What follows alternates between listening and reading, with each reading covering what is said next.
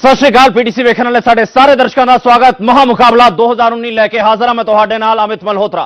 सब तो पहले इस वेले दी एक वड्डी सियासी खबर की गल करते हैं। जी हां, पीटीसी न्यूज़ से पंजाब च चोणां तो पहला प्रधानमंत्री नरेंद्र मोदी ने सब तो वड्डा एक्सक्लूसिव इंटरव्यू दिता है। जी हां, अखीरले गेड़ की वोटिंग तो पहला प्रधानमंत्री नरेंद्र मोदी का वड्डा दावा सुनने को मिले।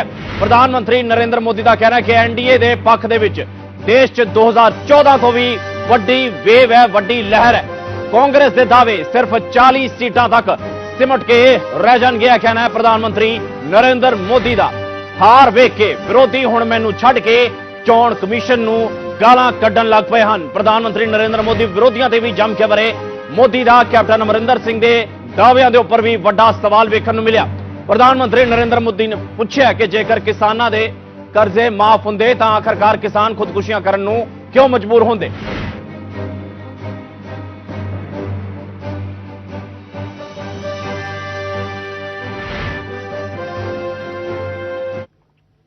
ते पंजाब च जिथे चोणां दा माहौल लगातार पखदा जा रहा है, सियासी पारा सिखरले पद्धर ते पहुंच चुका है, उत्थे प्रधानमंत्री नरेंद्र मोदी दे नाल खास गलबात पीटीसी न्यूज़ से हुण तुहानूं विखाउने आ किहड़े वख-वख मुद्दों ते प्रधानमंत्री नरेंद्र मोदी खुल के बोलदे विखाई दिते। पीटीसी ते मोदी बिग एक्सक्लूसिव अज रात 8:53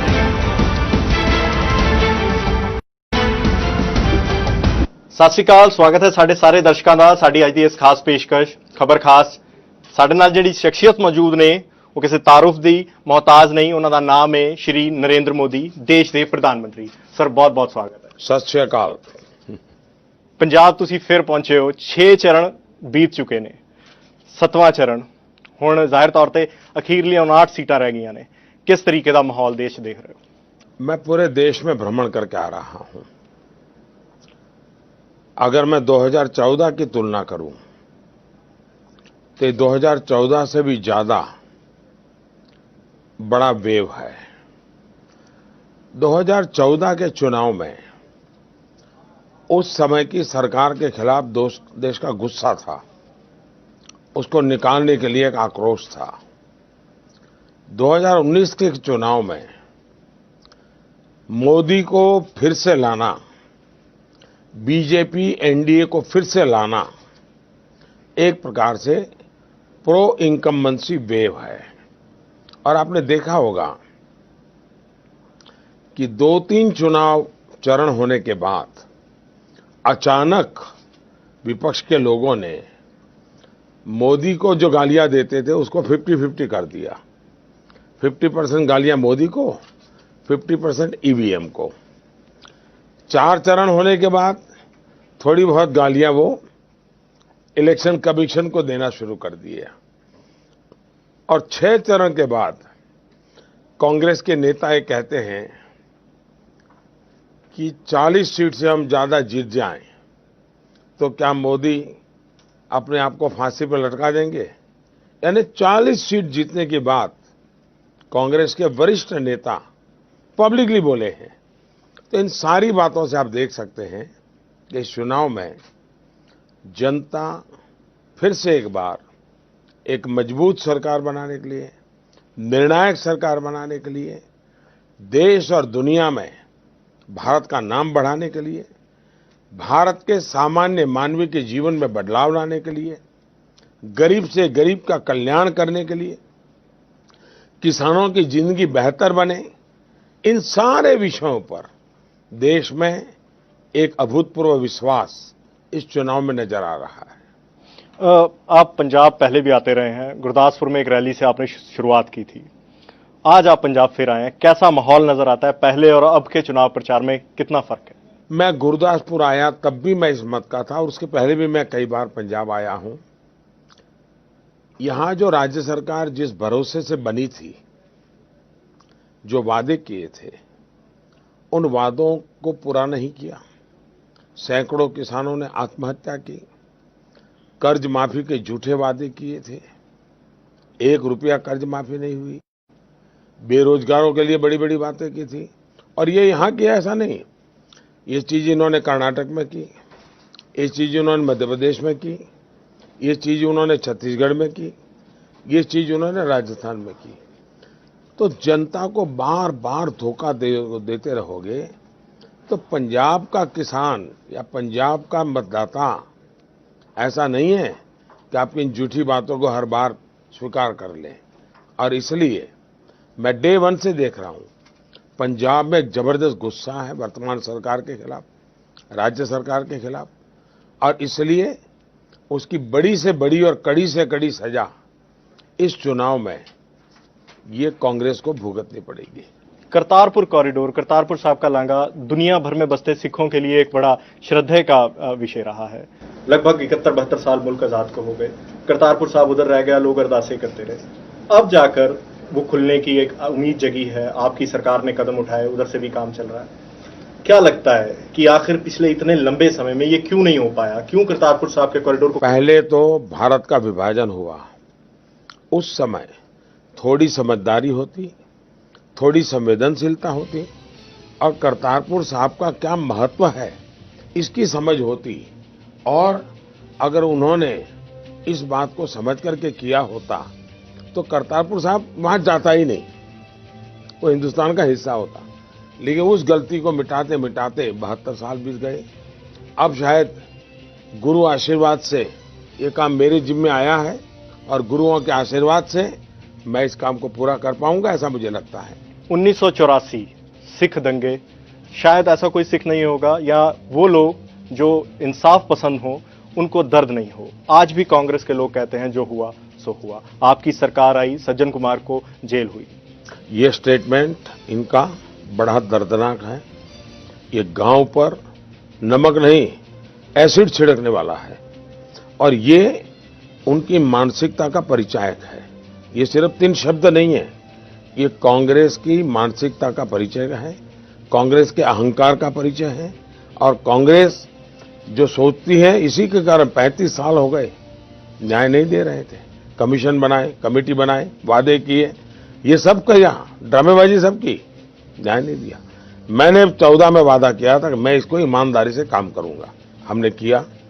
एक को फांसी तक पहुंचाया है, एक कईयों को उम्र कैद तक पहुंचाया है, बाकियों के न्याय आने की संभावना एक के बाद एक शुरू हुई है। मेरा मत है न्याय मिलना चाहिए, अन्याय कभी भी किसी दुनिया में चल नहीं सकता है। मैंने ईमानदारी से उसकी कोशिश की, लेकिन कांग्रेस ने कमलनाथ को 1984 के वो भी आरोपी हैं, उनको मुख्यमंत्री बनाया। उन्होंने पहले पंजाब का प्रभारी बनाया, पंजाब में विरोध हुआ, कांग्रेस चुनाव हार जाएगी डर लगा तो हटा दिया। लेकिन उनकी मानसिकता नहीं बदली, ये हुआ तो हुआ वाला ही है। फिर से उन्होंने चीफ मिनिस्टर बना दिया। उनको कोई बेशर्मी है ही नहीं जी। और इसलिए कांग्रेस के संबंध में पंजाब के लोगों ने ये समझना पड़ेगा। अभी आप रैली को संबोधित कर आए हैं, क्या माहौल लगता है, क्या सबसे बड़ा भारतीय मुद्दा? जनता पार्टी और अकाली दल का गठबंधन अभूतपूर्व विजय प्राप्त करेगा और दिल्ली में मजबूत सरकार बनाने में पंजाब की बहुत बड़ी भूमिका होगी। अक्सर कभी किसी प्रधानमंत्री को किसी नेता के पैर छूते हुए नहीं देखा गया।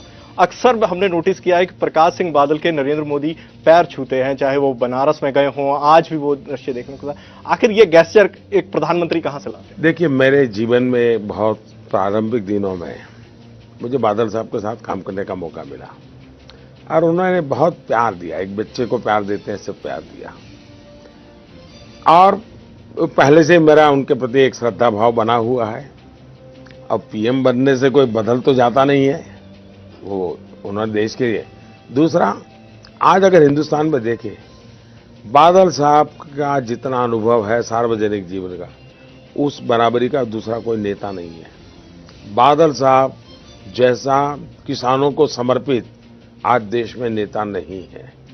देश के किसानों का सबसे बड़ा अगर नेता आज कोई है, किसी जमाने में चौधरी चरण सिंह जी थे, चौधरी देवीलाल जी थे, उनके नाम भी थे, आज सिर्फ और सिर्फ बादल साहब है।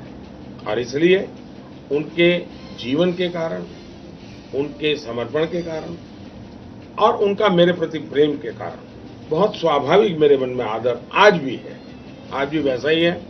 लोग उसको प्रधानमंत्री के रूप में देखते हैं तो अलग बात है। मेरे लिए तो बहुत एक सामान्य जीवन से उन्होंने मुझे प्यार दिया है और कई सालों से, आज बहुत साल हो गए, तो वो बना रहा है। मैं उनका बहुत आभारी हूँ।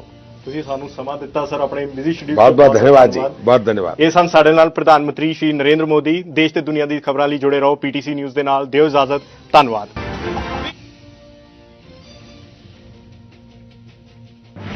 ਤਾਂ ਪ੍ਰਧਾਨ ਮੰਤਰੀ ਨਰਿੰਦਰ ਮੋਦੀ ਨੂੰ ਤੁਸੀਂ ਸੁਣਿਆ ਪੀਟੀਸੀ ਨਿਊਜ਼ ਨੂੰ ਦਿੱਤੇ ਆਪਣੇ ਐਕਸਕਲੂਸਿਵ ਇੰਟਰਵਿਊ ਦੌਰਾਨ ਕਿਸਾਨਾਂ ਦੇ ਮੁੱਦੇ ਤੋਂ ਲੈ ਕੇ ਕਰਤਾਰਪੁਰ ਲਾਂਘੇ ਤੱਕ 84 ਸਿੱਖ ਕਤਲੇਆਮ ਨੂੰ ਲੈ ਕੇ ਕੈਪਟਨ ਅਮਰਿੰਦਰ ਸਿੰਘ ਵੱਲੋਂ ਕੀਤੇ ਗਏ ਝੂਠੇ ਵਾਅਦਿਆਂ ਤੱਕ ਹਰ ਮਸਲੇ ਤੇ ਖੁੱਲ੍ਹ ਕੇ ਬੋਲਦੇ ਵਿਖਾਈ ਦਿੱਤੇ ਪ੍ਰਧਾਨ ਮੰਤਰੀ ਨਰਿੰਦਰ ਮੋਦੀ। ਇਸ ਦੇ ਨਾਲ ਹੀ ਪ੍ਰਧਾਨ ਮੰਤਰੀ ਨਰਿੰਦਰ ਮੋਦੀ ਦਾ ਵੱਡਾ ਦਾਅਵਾ ਕਿ ਐਨਡੀਏ ਦੇ ਪੱਖ ਦੇ ਵਿੱਚ ਦੇਸ਼ ਦੇ ਵਿੱਚ 2014 ਦੇ ਨਾਲੋਂ ਵੀ ਵੱਡੀ ਲਹਿਰ ਹੈ, ਵੱਡੀ ਵੇਵ ਹੈ। ਖਬਰ ਤੇ ਹੋਰ ਜਾਣਕਾਰੀ ਲਈ ਸਿੱਧਾ ਰੁਕ ਕਰਾਂਗੇ। ਸਾਡੇ ਨਾਲ ਸਾਡੇ ਸਹਿਯੋਗੀ ਹਰਪ੍ਰੀਤ ਬੰਦੇਸ਼ਾ ਜੁੜ ਚੁੱਕੇ ਹਨ। ਹਰਪ੍ਰੀਤ, ਤੁਸੀਂ ਕਈ ਵੱਖ-ਵੱਖ ਮੁੱਦਿਆਂ ਤੇ ਪ੍ਰਧਾਨ ਮੰਤਰੀ ਨਰਿੰਦਰ ਮੋਦੀ ਦੇ ਕੋਲੋਂ ਸਵਾਲ ਪੁੱਛੇ ਤੇ ਸਾਰੇ ਹੀ ਸਵਾਲਾਂ ਦੇ ਬੇਬਾਕ ਹੋ ਕੇ ਜਵਾਬ ਦਿੰਦੇ ਵਿਖਾਈ ਦਿੱਤੇ ਪ੍ਰਧਾਨ ਮੰਤਰੀ ਨਰਿੰਦਰ ਮੋਦੀ, ਔਰ ਨਾਲ ਹੀ ਕਹਿੰਦੇ ਵਿਖਾਈ ਦਿੱਤੇ ਕਿ 2014 ਦੇ ਨਾਲੋਂ ਵੀ ਵੱਡੀ ਵੇਵ ਹੈ, ਵੱਡੀ ਲਹਿਰ ਹੈ ਬੀਜੇਪੀ ਦੇ ਪੱਖ ਦੇ ਵਿੱਚ। ਬਿਲਕੁਲ ਅਮਿਤ, ਜਿਸ ਤਰੀਕੇ ਨਾਲ ਪ੍ਰਧਾਨ ਮੰਤਰੀ ਨਾਲ ਜਦੋਂ ਅਸੀਂ ਇਹ ਗੱਲਬਾਤ ਸ਼ੁਰੂ ਕੀਤੀ ਤੇ ਉਹਨਾਂ ਨੇ ਇੱਕ ਚੀਜ਼ ਬਹੁਤ ਸਾਫ਼ ਕੀਤੀ ਕਿ ਜਦੋਂ ਇਹ ਚੁਣਾਵ ਸ਼ੁਰੂ ਹੋਇਆ ਤਾਂ ਉਸ ਦੌਰਾਨ ਉਹਨਾਂ ਤੇ ਜਿਹੜੇ ਆਰੋਪ ਸਨ ਉਹ ਵੱਖਰੇ ਸਨ ਤੇ ਜਿਵੇਂ ਜਿਵੇਂ ਚੁਣਾਵ ਆਖਰੀ ਚਰਨ ਵੱਲ ਵੱਧ ਰਿਹਾ ਹੈ, ਈਵੀਐਮ ਤੋਂ ਲੈ ਕੇ ਹਰ ਚੀਜ਼ ਤੇ ਮੁੱਦਾ ਚੁੱਕ ਕੇ ਵਿਪਕਸ਼ ਉਹਨਾਂ ਤੇ ਹਮਲਾ ਕਰਨ ਦੀ ਕੋਸ਼ਿਸ਼ ਕਰ ਰਿਹਾ ਹੈ। ਤਾਂ ਉਹਨਾਂ ਨੇ ਕਿਤੇ ਨਾ ਕਿਤੇ ਤਸਵੀਰ ਬਿਲਕੁਲ ਸਾਫ਼ ਕਰ ਦਿੱਤੀ ਕਿ ਆਪਣੀ ਉਹਨਾਂ ਦੀ ਜਿਹੜੀ ਪਾਰਟੀ ਦੀ ਜਿਹੜੀ ਕਾਡਰ ਹੈ, ਜੋ ਪਾਰਟੀ ਕੰਮ ਕਰ ਰਹੀ ਹੈ, ਜੋ ਪਾਰਟੀ ਨੇ ਕੰਮ ਕੀਤੇ ਨੇ, ਉਸ ਨੂੰ ਲੈ ਕੇ ਉਹ ਲੋਕਾਂ 'ਚ ਗਏ ਨੇ ਤੇ ਉਸੇ ਮੁੱਦੇ ਦੇ ਉੱਤੇ ਚੁਣਾਵ ਲੜਿਆ ਜਾ ਰਿਹਾ ਹੈ ਤੇ ਲੋਕਾਂ ਵੱਲੋਂ ਇੱਕ ਭਰਵਾਂ ਹੁੰਗਾਰਾ ਐਨਡੀਏ ਬੀਜੇਪੀ ਨੂੰ ਮਿਲਦਾ ਹੋਇਆ ਹੈ ਤੇ ਉਹਨਾਂ ਦਾ ਸਾਫ਼ ਤੌਰ ਤੇ ਕਹਿਣਾ ਸੀ ਕਿ ਇਹ ਦੇਵ ਉਸ ਤੋਂ ਵੀ ਵੱਡੀ ਹੈ। ਜਦੋਂ ਪ੍ਰਧਾਨ ਮੰਤਰੀ ਨੇ ਅਸੀਂ ਉਹਨਾਂ ਨਾਲ ਬਾਅਦ 'ਚ ਵੀ ਗੱਲ ਕੀਤੀ ਤਾਂ ਉਹਨਾਂ ਨੇ ਕਿਹਾ ਕਿ ਬਿਲਕੁਲ ਲੋਕ ਜਿੱਥੇ ਵੀ ਜਾ ਰਹੇ ਹੈ ਇੱਕ ਭਰਵਾਂ ਹੁੰਗਾਰਾ ਦੇ ਰਹੇ ਨੇ ਤੇ ਇਹ ਜ਼ਾਹਿਰ ਤੌਰ ਤੇ ਇੱਕ ਵੱਡੀ ਜਿੱਤ ਵੱਲ ਅਸੀਂ ਵੱਧ ਰਹੇ ਹਾਂ। ਤੇ ਕਿਤੇ ਨਾ ਕਿਤੇ ਜਿਹੜੀ ਪ੍ਰਧਾਨ ਮੰਤਰੀ ਆਪਣੀਆਂ ਕਿਉਂਕਿ ਇੰਨਾ ਬਿਜ਼ੀ ਸ਼ਡਿਊਲ ਹੋਣ ਦੇ ਬਾਵਜੂਦ ਜਦੋਂ ਉਹਨਾਂ ਨੇ ਸਾਡੇ ਨਾਲ ਗੱਲਬਾਤ ਕੀਤੀ ਤੇ ਜਿਹੜਾ ਇੱਕ ਬਾਡੀ ਲੈਂਗੁਏਜ ਹੁੰਦੀ ਹੈ ਇੱਕ ਕਿਉਂਕਿ ਇੰਨਾ ਬਿਜ਼ੀ ਸ਼ਡਿਊਲ ਹੋਣ ਦੇ ਬਾਵਜੂਦ ਇੰਨੀ ਭੱਜ ਦੌੜ ਦੇ ਬਾਵਜੂਦ ਜੋ ਜੋਸ਼ ਉਹਨਾਂ ਦਾ ਸੀ ਉਹ ਜ਼ਾਹਿਰ ਤੌਰ ਤੇ ਤਾਂ ਹੀ ਹੈ ਕਿਉਂਕਿ ਉਹਨਾਂ ਨੂੰ ਇੱਕ ਚੀਜ਼ ਸਾਫ਼ ਨਜ਼ਰ ਆ ਰਹੀ ਹੈ ਕਿ ਜੋ ਕੰਮ ਕੀਤੇ ਨੇ ਉਹਨਾਂ ਦੇ ਆਧਾਰ ਤੇ ਉਹ ਵੋਟ ਮੰਗਣ ਦੀ ਗੱਲ ਕਰ ਰਹੇ ਨੇ। ਕੈਪਟਨ ਅਮਰਿੰਦਰ ਸਿੰਘ ਤੋਂ ਉਹਨਾਂ ਨੇ ਸਵਾਲ ਚੁੱਕਿਆ ਹੈ ਕਿ ਕੈਪਟਨ ਅਮਰਿੰਦਰ ਸਿੰਘ ਉਹਨਾਂ ਨੇ ਕੱਖ ਨਹੀਂ ਕੀਤਾ, ਕਿਸਾਨ ਅਜੇ ਵੀ ਆਤਮ ਹੱਤਿਆ ਕਰ ਰਹੇ ਤੇ ਇਹ ਗੱਲ ਅਮਿਤ ਕਿਤੇ ਲੁਕੀ ਨਹੀਂ, ਇਹ ਕਾਗਜ਼ੀ ਤੌਰ ਤੇ ਸਾਹਮਣੇ ਵੇ ਕਿ ਪੰਜਾਬ 'ਚ ਲਗਾਤਾਰ ਕਿਸਾਨਾਂ ਦੀਆਂ ਖੁਦਕੁਸ਼ੀਆਂ ਹੋ ਰਹੀਆਂ ਨੇ। ਉਹ ਸੂਬਾ ਜੋ ਦੇਸ਼ ਦਾ ਦੁਨੀਆ ਦੇ ਵਿੱਚ ਆਪਣਾ ਅੰਨ ਦਾ ਸਭ ਤੋਂ ਵੱਡਾ ਹਿੱਸਾ ਦੇ ਰਿਹਾ ਹੈ, ਉਸ ਸੂਬੇ ਦੀ ਇਹ ਆਲਮ ਹੈ ਕਿ ਉੱਥੋਂ ਦਾ ਕਿਸਾਨ ਖੱਜਲ ਖੁਆਰ ਹੋ ਰਿਹਾ ਹੈ, ਧਰਨੇ ਦੇ ਰਿਹਾ ਹੈ ਤੇ ਮਰ ਰਿਹਾ ਹੈ। ਤੇ ਇਸ ਚੀਜ਼ ਤੋਂ ਉਹਨਾਂ ਨੇ ਸਾਫ਼ ਕਿਹਾ ਕਿ ਇਹ ਚੀਜ਼ ਨਹੀਂ ਹੋਏਗੀ, ਇਸ ਚੀਜ਼ ਦਾ ਜਵਾਬ ਜਨਤਾ ਚੁਣਾਵ ਜ਼ਰੂਰ ਦੇਗੀ। ਤੇ ਕਿਤੇ ਨਾ ਕਿਤੇ ਇਹ ਸਾਰੀਆਂ ਚੀਜ਼ਾਂ ਪ੍ਰਧਾਨ ਮੰਤਰੀ ਬਿਲਕੁਲ ਸਾਫ਼ ਕਰ ਗਏ ਕਿ ਚਾਹੇ ਉਹ ਕਰਤਾਰਪੁਰ ਸਾਹਿਬ ਦੇ ਲਾਂਘੇ ਦਾ ਮਸਲਾ, ਉਹਨਾਂ ਨੇ ਇੱਕ ਸਾਫ਼ ਤੌਰ ਤੇ ਕਿਹਾ ਕਿ ਜੇਕਰ ਉਸ ਦੌਰਾਨ ਧਿਆਨ ਦਿੱਤਾ ਗਿਆ ਹੁੰਦਾ ਤੇ ਕਰਤਾਰਪੁਰ ਸਾਹਿਬ ਦਾ ਲਾਂਘਾ ਅਸੀਂ ਵੀ ਸਭ ਜਾਣਦੇ ਹਾਂ ਕਿ ਕਰਤਾਰਪੁਰ ਸਾਹਿਬ ਜਿਹੜਾ ਗੁਰਦੁਆਰਾ ਸਾਹਿਬ ਬਿਲਕੁਲ ਕਈ ਵੱਖ-ਵੱਖ ਮੁੱਦਿਆਂ ਤੇ ਬੋਲਦੇ ਵਿਖਾਈ ਦਿੱਤੇ ਪ੍ਰਧਾਨ ਮੰਤਰੀ ਨਰਿੰਦਰ ਮੋਦੀ। ਹਰਪ੍ਰੀਤ, ਤੁਸੀਂ ਬਣੇ ਰਹੋ ਸਾਡੇ ਨਾਲ, ਪਰ ਆਪਣੇ ਦਰਸ਼ਕਾਂ ਨੂੰ ਇੱਕ ਵਾਰ ਮੁੜ ਤੋਂ ਵੱਡੀਆਂ ਗੱਲਾਂ ਦੱਸ ਦਈਏ। ਪ੍ਰਧਾਨ ਮੰਤਰੀ ਨਰਿੰਦਰ ਮੋਦੀ ਨੇ ਜਿਹੜੀਆਂ ਕੀਤੀਆਂ ਐਨਡੀਏ ਦੇ ਪੱਖ 'ਚ ਦੇਸ਼ 'ਚ 2014 ਤੋਂ ਵੀ ਵੱਡੀ ਲਹਿਰ ਹੈ ਕਹਿੰਦੇ ਵਿਖਾਈ ਦਿੱਤੇ ਪ੍ਰਧਾਨ ਮੰਤਰੀ ਨਰਿੰਦਰ ਮੋਦੀ।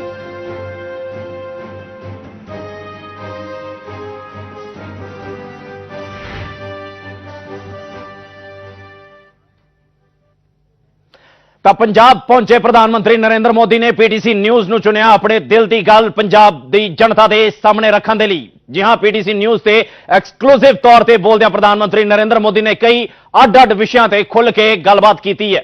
ਪੀਟੀਸੀ ਨਿਊਜ਼ ਦੇ ਨਾਲ ਐਕਸਕਲੂਸਿਵ ਗੱਲਬਾਤ ਦੌਰਾਨ ਕੀ ਕੁਝ ਪ੍ਰਧਾਨ ਮੰਤਰੀ ਨਰਿੰਦਰ ਮੋਦੀ ਕਹਿੰਦੇ ਵਿਖਾਈ ਦਿੱਤੇ, ਆਓ ਇੱਕ ਵਾਰ ਤੁਹਾਨੂੰ ਮੁੜ ਤੋਂ ਸੁਣਾਉਂਦੇ ਹਾਂ।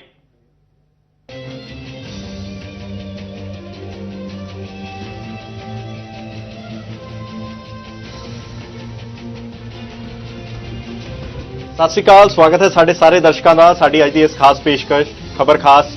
ਸਾਡੇ ਨਾਲ ਜਿਹੜੀ ਸ਼ਖਸੀਅਤ ਮੌਜੂਦ ਨੇ ਉਹ ਕਿਸੇ ਤਾਰੁਫ ਦੀ ਮੁਹਤਾਜ ਨਹੀਂ, ਉਹਨਾਂ ਦਾ ਨਾਮ ਹੈ ਸ਼੍ਰੀ ਨਰਿੰਦਰ ਮੋਦੀ, ਦੇਸ਼ ਦੇ ਪ੍ਰਧਾਨ ਮੰਤਰੀ। ਸਰ, ਬਹੁਤ ਬਹੁਤ ਸਵਾਗਤ ਹੈ। सत श्री अकाल। ਪੰਜਾਬ ਤੁਸੀਂ ਫਿਰ ਪਹੁੰਚੇ ਹੋ, 6 ਚਰਨ ਬੀਤ ਚੁੱਕੇ ਨੇ, 7ਵਾਂ ਚਰਨ ਹੁਣ ਜ਼ਾਹਿਰ ਤੌਰ ਤੇ ਅਖੀਰਲੀਆਂ 59 ਸੀਟਾਂ ਰਹਿ ਗਈਆਂ ਨੇ। ਕਿਸ ਤਰੀਕੇ ਦਾ ਮਾਹੌਲ ਦੇਸ਼ ਦੇਖ ਰਹੇ ਹੋ?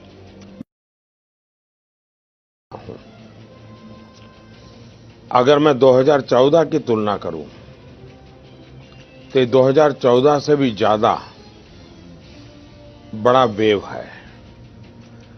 2014 के चुनाव में उस समय की सरकार के खिलाफ देश का गुस्सा था, उसको निकालने के लिए एक आक्रोश था। 2019 के चुनाव में मोदी को फिर से लाना, बीजेपी एनडीए को फिर से लाना एक प्रकार से प्रो इनकम्बेंसी वेव है। और आपने देखा होगा कि 2-3 चुनाव चरण होने के बाद अचानक विपक्ष के लोगों ने मोदी को जो गालियां देते थे उसको 50-50 कर दिया। 50% गालियां मोदी को, 50% ईवीएम को। 4 चरण होने के बाद थोड़ी बहुत गालियां वो इलेक्शन कमीशन को देना शुरू कर दिए। और 6 चरण के बाद कांग्रेस के नेता ये कहते हैं कि 40 सीट से हम ज्यादा जीत जाएं तो क्या मोदी अपने आप को फांसी पर लटका देंगे। यानी 40 सीट जीतने के बाद कांग्रेस के वरिष्ठ नेता पब्लिकली बोले हैं। तो इन सारी बातों से आप देख सकते हैं कि इस चुनाव में जनता फिर से एक बार एक मजबूत सरकार बनाने के लिए, निर्णायक सरकार बनाने के लिए, देश और दुनिया में भारत का नाम बढ़ाने के लिए, भारत के सामान्य मानवीय के जीवन में बदलाव लाने के लिए, गरीब से गरीब का कल्याण करने के लिए, किसानों की जिंदगी बेहतर बने, इन सारे विषयों पर देश में एक अभूतपूर्व विश्वास इस चुनाव में नजर आ रहा है। आप पंजाब पहले भी आते रहे हैं, गुरदासपुर में एक रैली से आपने शुरुआत की थी, आज आप पंजाब फिर आए हैं, कैसा माहौल नजर आता है? पहले और अब के चुनाव प्रचार में कितना फर्क है? मैं गुरदासपुर आया तब भी मैं इस मत का था, और उसके पहले भी मैं कई बार पंजाब आया हूं। यहां जो राज्य सरकार जिस भरोसे से बनी थी, जो वादे किए थे, उन वादों को पूरा नहीं किया। सैकड़ों किसानों ने आत्महत्या की, कर्ज माफी के झूठे वादे किए थे, 1 रुपया कर्ज माफी नहीं हुई, बेरोजगारों के लिए बड़ी बड़ी बातें की थी। और ये यहां की ऐसा नहीं, ये चीज इन्होंने कर्नाटक में की, ये चीज उन्होंने मध्य प्रदेश में की, ये चीज उन्होंने छत्तीसगढ़ में की, ये चीज उन्होंने राजस्थान में की।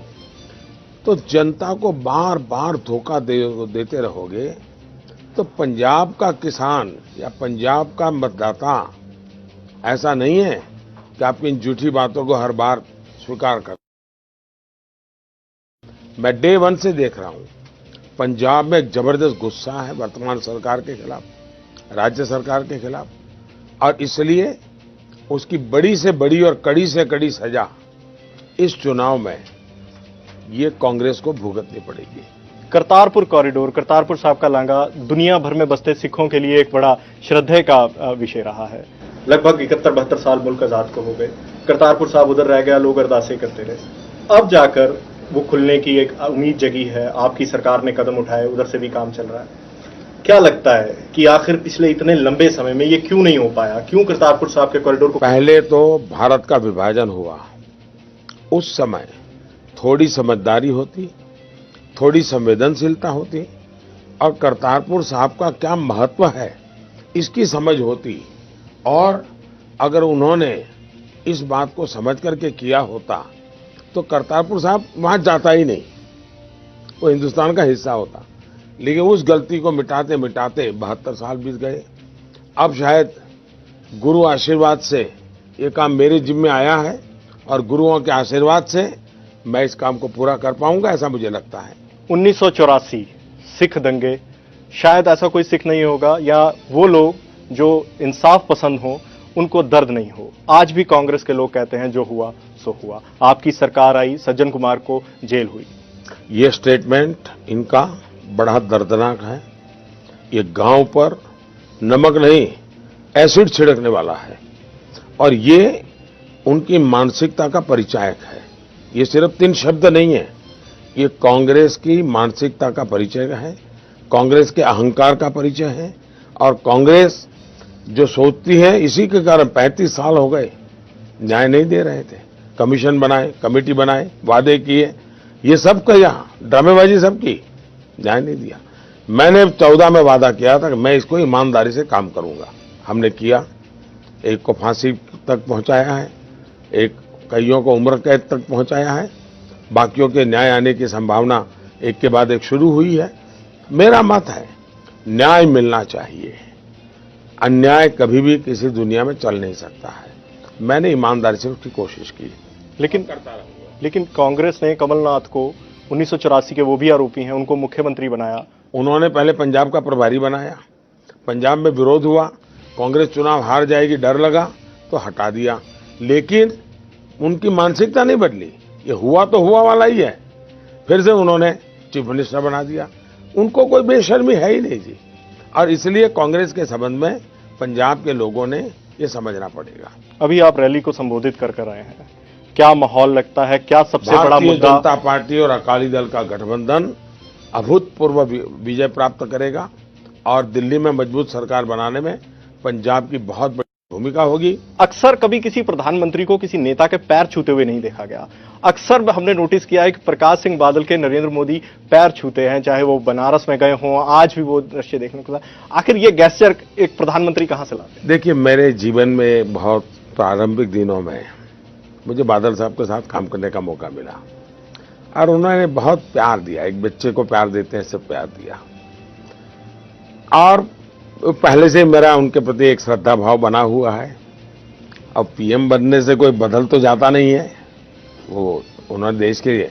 दूसरा, आज अगर हिंदुस्तान में देखें, बादल साहब का जितना अनुभव है सार्वजनिक जीवन का, उस बराबरी का दूसरा कोई नेता नहीं है।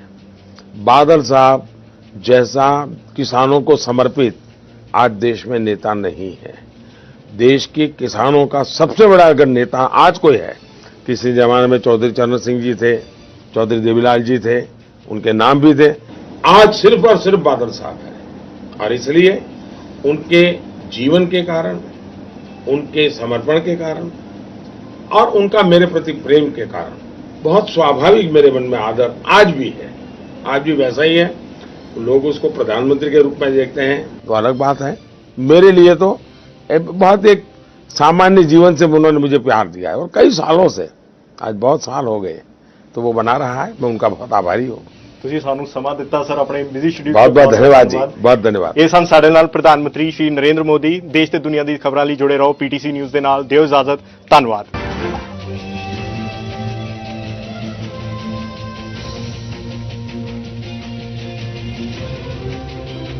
ਤਾਂ ਦੇਸ਼ ਵਿਦੇਸ਼ ਚ ਵਸਦੇ ਪੰਜਾਬੀਆਂ ਤੱਕ ਆਪਣੇ ਦਿਲ ਦੀ ਗੱਲ ਪਹੁੰਚਾਉਣ ਦੇ ਲਈ ਪ੍ਰਧਾਨ ਮੰਤਰੀ ਨਰਿੰਦਰ ਮੋਦੀ ਨੇ ਚੁਣਿਆ ਪੀਟੀਸੀ ਨਿਊਜ਼। ਪੀਟੀਸੀ ਨਿਊਜ਼ ਨੇ ਇੱਕ ਵਾਰ ਮੁੜ ਤੋਂ ਸਾਬਤ ਕਰ ਦਿੱਤਾ ਕਿ ਪੰਜਾਬੀਆਂ ਦੇ ਦਿਲਾਂ ਤੱਕ ਜੇਕਰ ਗੱਲ ਪਹੁੰਚਾਣੀ ਹੋਵੇ ਤਾਂ ਇੱਕੋ ਇੱਕ ਚੈਨਲ ਹੈ ਪੀਟੀਸੀ। ਪ੍ਰਧਾਨ ਮੰਤਰੀ ਨਰਿੰਦਰ ਮੋਦੀ ਅੱਡ-ਅੱਡ ਵਿਸ਼ਿਆਂ ਤੇ ਖੁੱਲ੍ਹ ਕੇ ਆਪਣੀ ਗੱਲ ਕਰਦੇ ਵਿਖਾਈ ਦਿੱਤੇ।